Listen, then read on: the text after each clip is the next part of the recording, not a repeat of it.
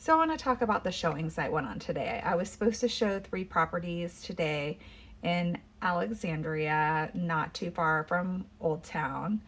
And one was in the Stony Brook neighborhood, and another was just closer to Old Town off of Duke Street. And first, my client had said to me, "Why have they been on the market for so long?" And they've been on the market 11 days and 22 days, which really historically is not a lot of time, especially for this time of year. July and August are the 2 slowest months generally, other than November and December.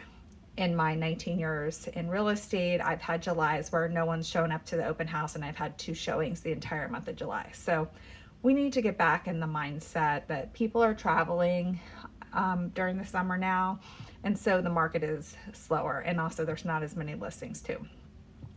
One of the properties went under contract like about 20 minutes before I left the house, so I didn't wind up showing that because we didn't want to waste everyone's time.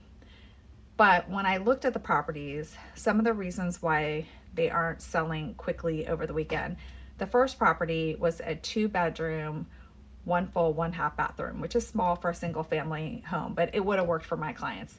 But the deal breaker for them was the basement. The ceiling was very low. I'm 5'10". I could have hit my head on the ceiling, so could my client.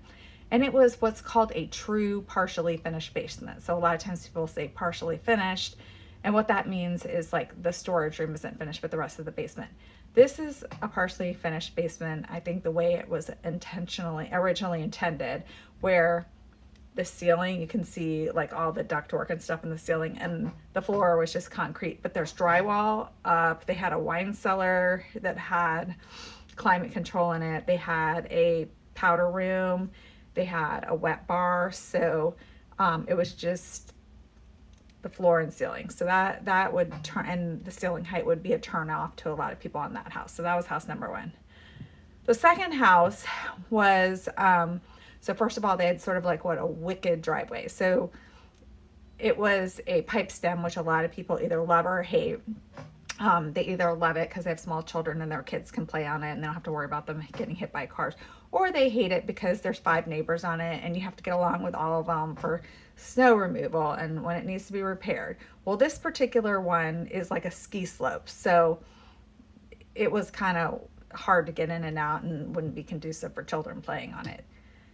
And then once you go, so the garage was attached to the house, but there was no entry from the garage into the house, so you'd have to park in the garage, then shut the door, and then walk to your front door. So a lot of people wouldn't like that. I feel like this house was one where they did an addition here, they did an addition there, and nothing really flowed right. And there was no basement in this property either, which here in Northern Virginia, everyone loves to have a basement. So I know in other markets, people don't have basements, but here people love a basement, no basement.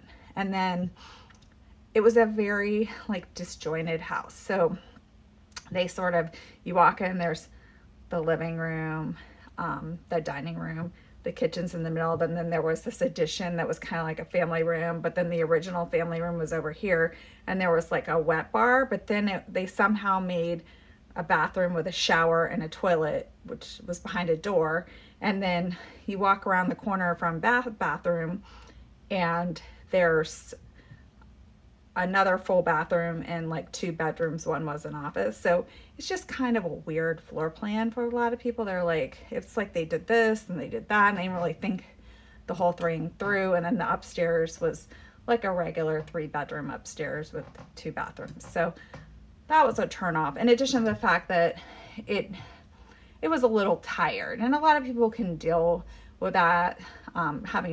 My clients were fine with having to make the updates and stuff, but they just didn't like the layout of the property, so it wasn't gonna work for them. So those are just some things to think about when you buy a home or when you do some updates to your home to avoid, so that you don't get into this situation when you go to sell your house. So call, text, or email me if you're looking to buy or sell, and I'm happy to talk to you.